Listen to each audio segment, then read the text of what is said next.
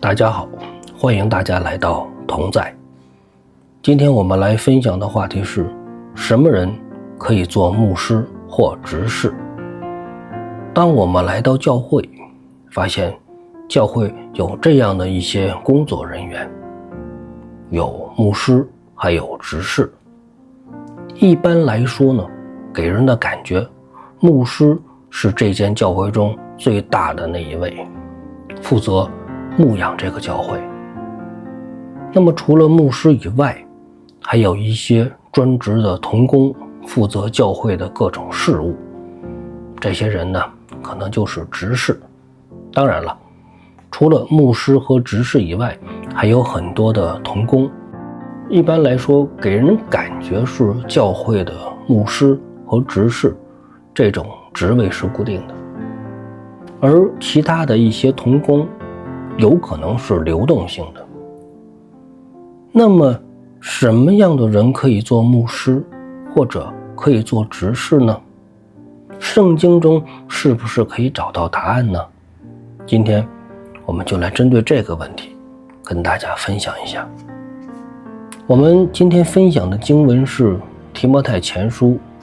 第3章的第1节到第13节。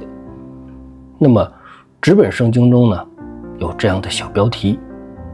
在第3章的第1节到第7节有一个小标题，就是监督的资格。监督一般来说呢，在初代教会中是一个职分，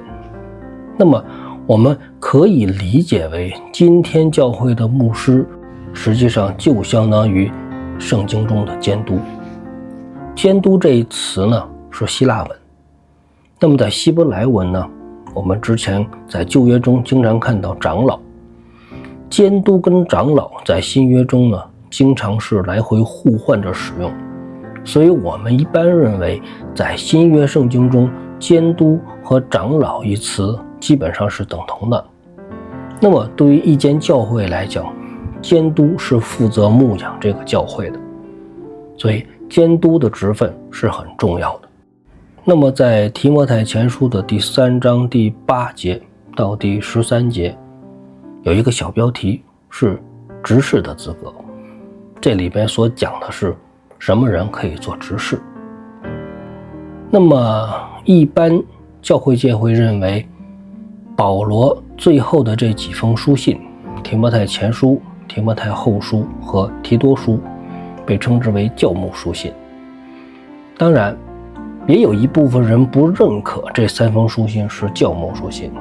他们觉得这3封信是属于个人书信。他们的理由是，保罗的其他书信都是写给一间教会或者写给一间地区的，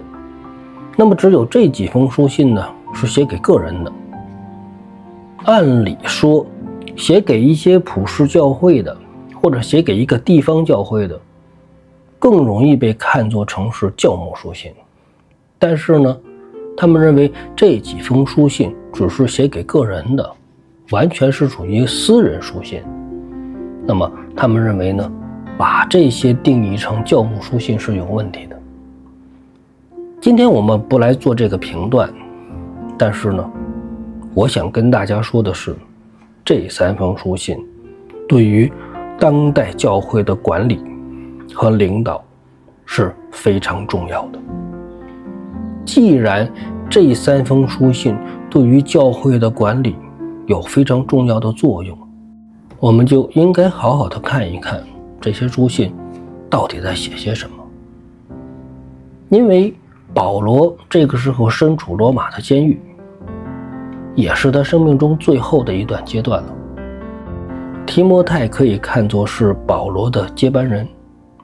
那么在保罗这一代使徒即将去世以后，那么提摩太、提多这一些人，那么就相当于使徒的职分，继续去各地开发教会。那么当开展了一些教会之后，我们知道使徒的职责是到一些地方建立教会以后，那么当这个教会稳定了，他们就会离开，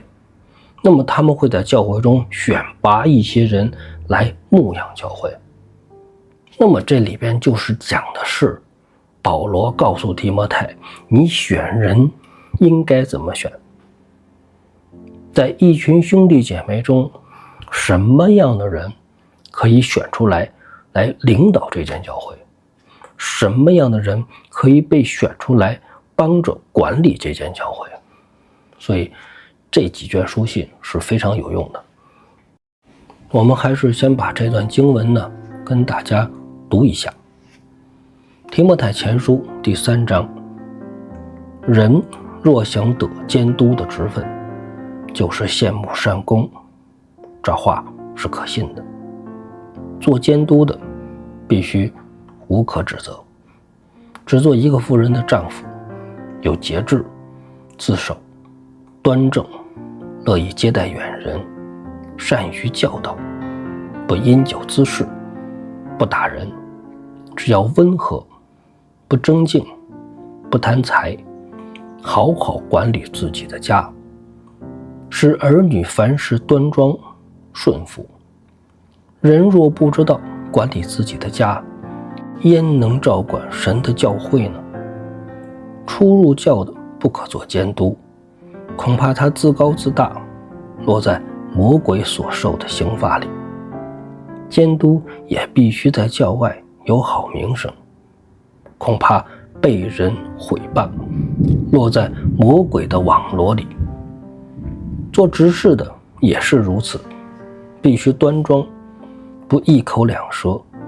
不好喝酒，不贪不义之财，要存洁净的良心，固守真道的奥秘。这等人也要先受试验，若没有可责之处，然后叫他们做执事。女执事也是如此，必须端庄，不说谗言，有节制，凡事忠心。执事只做一个妇人的丈夫，好好管理儿女和自己的家。因为善做执事的，自己就得到美好的地步，并且在基督耶稣里的真道上大有胆量。我们读完这段经文之后，我们能够看到，那么其实圣经中对于牧师和执事这两种职分还是有很高的要求的。曾经有一间教会，在一次执事人选调整的时候，邀请了一位资深的牧者来给一些参考。那么这位牧者就说，没有关系呀，你们换执事。提摩太前书3章8到13节已经写得很清楚了，你们照着圣经上的要求去选就可以了。但是这间教会的牧师跟这位资深的牧者说，如果按照圣经中的要求来选，那基本上我们教会就没有执事了。这位资深的牧者呢，当时心里想的就是，如果是这样，那么你这个当牧师的又在教会里做些什么呢？今天我们来回过头想一想，我们自己所身处的教会，牧师或者执事，当把他们套在这两段经文里的时候，他们能符合这个要求吗？我想这个结果大家心知肚明吧。那么在这里我们研经解经呢，还是要提出这两段经文中比较重要的一些概念。首先，监督是职分，那么监督呢可以等同于牧师。牧师首先就要爱慕善功，你首先是你想做这件事情，那么你才能去做，而不是说生活所迫。现在有些教会实际上就是一个公司，牧师呢就是公司的 CEO， 他们是靠这个吃饭的，而并不是说他们很想做这件事情，他们把做这件事情当成了一个工作，当成了一个事业，所以他们做不好，所以呢，会友们才会怨声载道。那么在这里边，我们就可以看得出来，你首先要爱慕这份，你爱慕这份善功，你才能去做，否则呢，你没有这个资格。那么紧接着呢，后面又提到，做牧师在处理男女关系上必须要慎重，要保持好这个界限，绝对不能在婚姻问题上出现任何的差错。曾经有一位非常著名的大布道家，他经常在全世界各地进行布道，但是他每到一处，在晚上入住酒店之前，他必须让他的助手先进入这个房间，把房间里所有的柜门能够藏人的地方全部打开一遍，在完全确认酒店里边没有其他人的情况下，他才敢进入这个房间。可想而知，在这一方面上是要多么的慎重。很多人都是在这个世界上跌倒的。那么曾经也听到一个弟兄的分享他之前的教会，他之前的那个教会里边呢，教会的牧师和执事主席的妻子常年在一起淫乱。那么后来东窗事发的时候，整个教会里边所有还属灵一点或者近前一点的弟兄姐妹都默默地流泪，甚至有一些弟兄之间抱在一起痛哭。他们很难想象，这么多年一个道貌岸然的牧师在台上跟大家每周讲道，那么执事主席的妻子在他们面前这样那样的服侍，但私底下竟然是这样的关系，这对一个人的信仰打击是极大的。这位弟兄说，就是因为他们教会出现了这样的事情，好多的弟兄姊妹不仅是离开了教会，而且永远的离开了信仰，这是非常可悲的一件事情。那么紧接着我们看后面，那么提到了做牧师的要有节制，要自律，要庄重，要乐于接待人，最后呢，很重要的就是善于教导。这时呢，有人可能会说，我们教会的牧师其他的这些都还是做得不错的，但是呢，就是口才差一点，圣经的学问差一点，不是很善于教导。我觉得这个就很悲催了。作为一个牧师来说，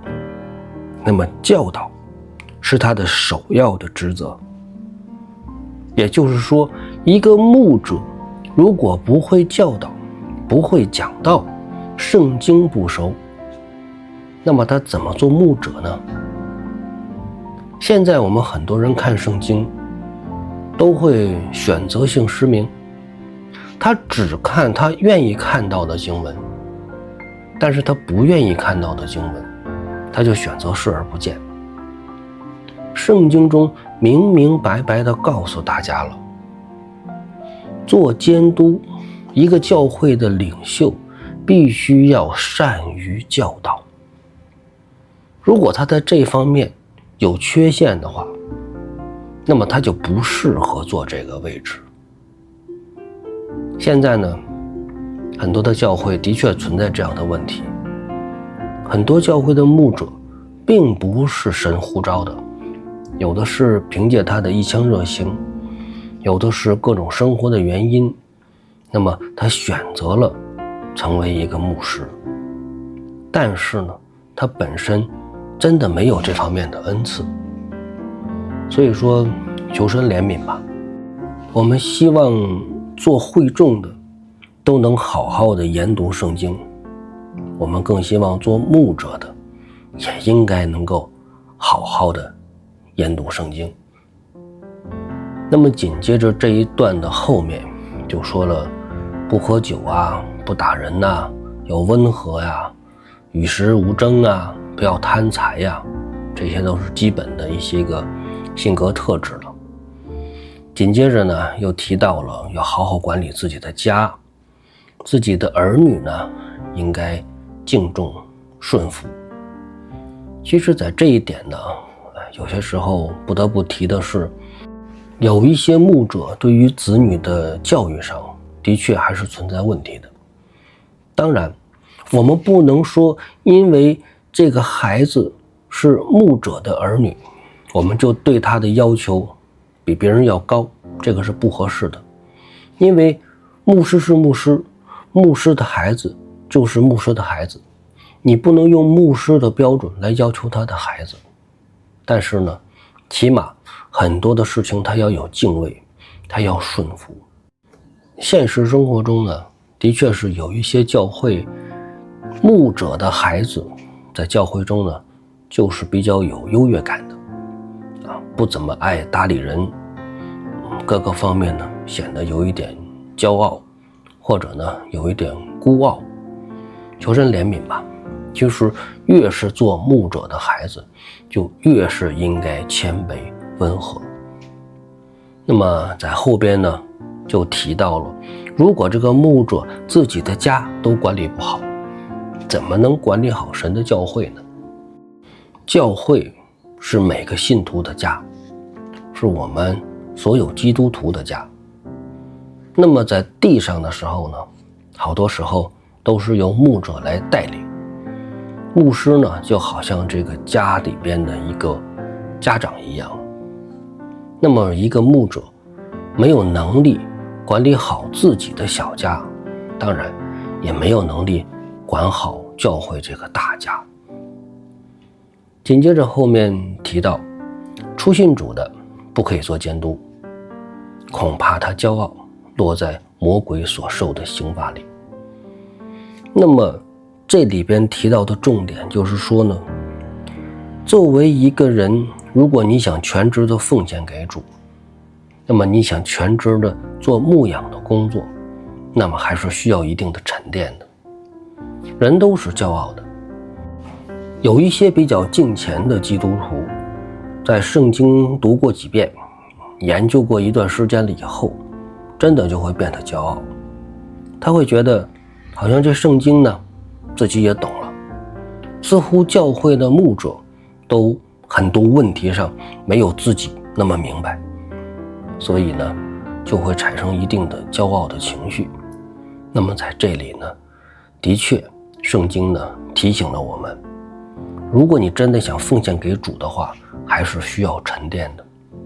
曾经有一位非常资深的牧者，当有一些想全职奉献给主，想去读神学院的这一部分信徒向他咨询的时候，他所给出的建议就是，希望你能够找一间教会，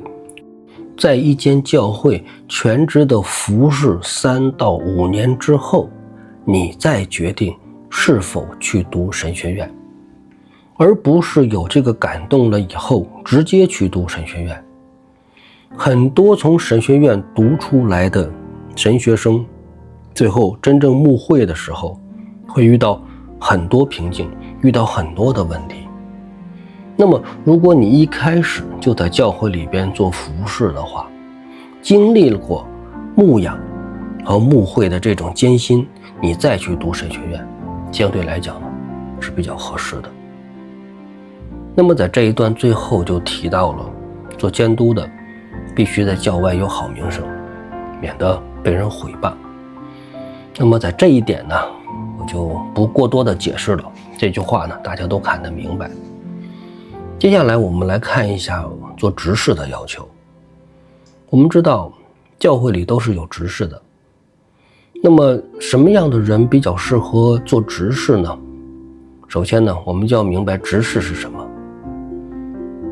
其实很多刚接触基督教、刚进教会的人，他们并不知道执事到底是做什么的。曾经有一位弟兄说，执事可能就是管事的意思，那么这个教会里边呢，几个比较管事的人，那么就是执事。其实执事这个词在希腊文中就是服侍的意思，它的本意就是伺候人的意思。所以说做执事的不是来教会管理事情的，而是呢在这个教会里边呢服侍人的。所以说做执事的必须对自己的要求要比普通的会众还是要高很多的。所以这里边呢要提到，做执事的呢要庄重，而且呢不能够两面三刀，不能够酗酒，不贪财。当然了，这是做人的比较好的品格了。但是我们看到第9节中提到一个很重要的，那么在这里边新译本中的翻译是用清洁的良心持守信仰的奥秘。什么是信仰的奥秘呢？信仰的奥秘就是圣经中启示给我们的真理。做执事的必须要对圣经中神所启示给我们的真理要非常清楚，而且你要持守，这是很重要的。今天呢，很多教会中的执事，那么可能他有不同的技能，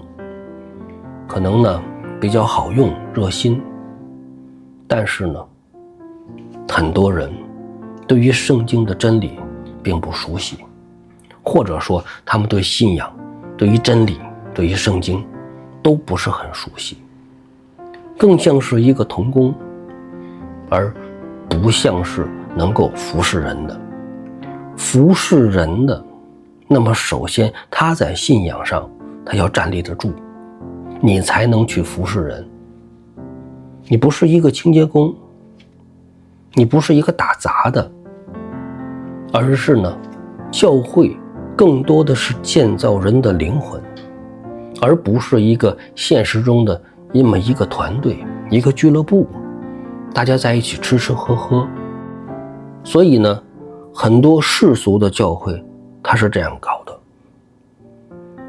牧师在这儿呢给大家传讲鸡汤，有一群呢热心的人来管理教会中的各项事务。我觉得这样的教会真的要求神怜悯。那么紧接着在后面呢，我们看到了一些关于其他的要求，但在这里边呢，我希望跟大家提的一句，就是在和合本中的翻译，这里边的第11节提到女执事也是如此，必须端庄，不说谗言，有节制，凡事忠心。这里边的翻译呢应该是有一定问题的。那么我们很明确的可以看到，前面都在说做执事的问题，突然间这一节就出来一个女执事，然后12节呢又说执事只要做一个妇人的丈夫。很显然这里边都在说男人的事情。那么11节中呢，和合本把它翻译成女执事，这里边呢翻译上是有一定问题的。那么在新译本中呢，这里直接就翻译成他们的妻子。也就是说呢，保罗在这一段话中呢，实际上他把执事的定义还是以男性为主，那么这里面所说的也都是男性的问题。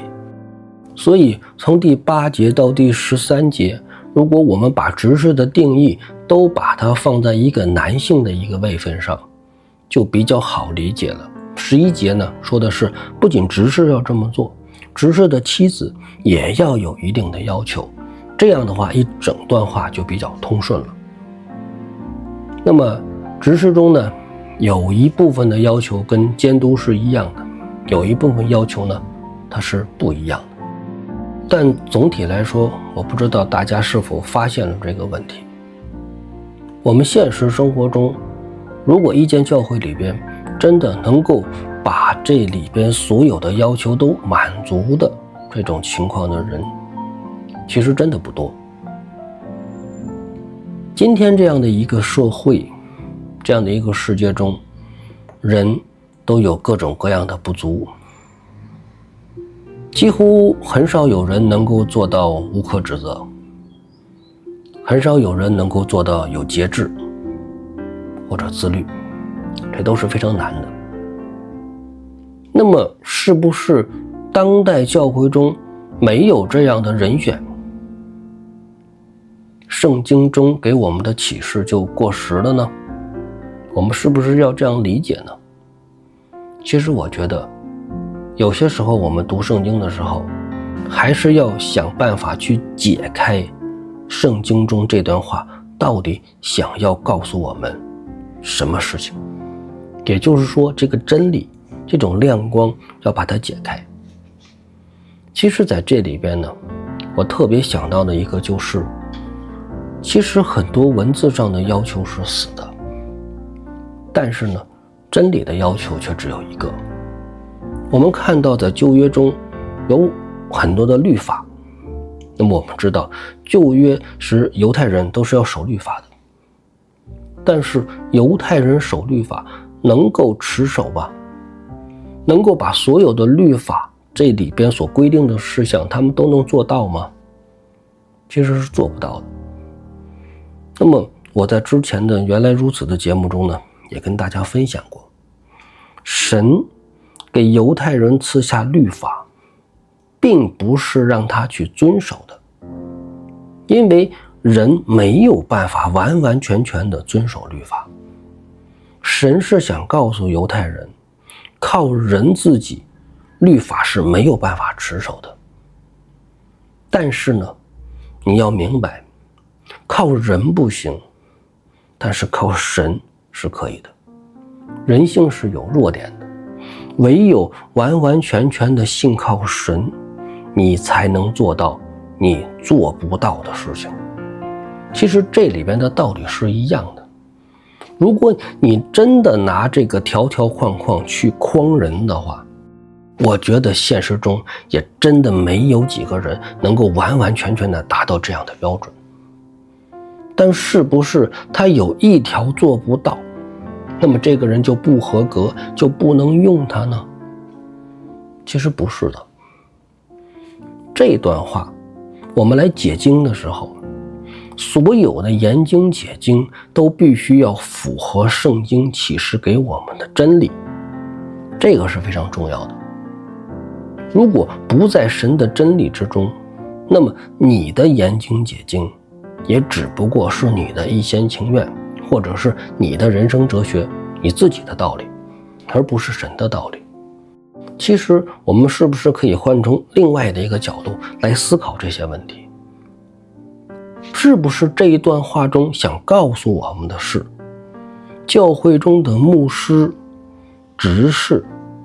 应该是这间教会中最追求、最渴慕的一群人。他们并不是用自己的行事为人来给大家做表率，而是用他的生命给大家做榜样。人有欠缺，人有问题，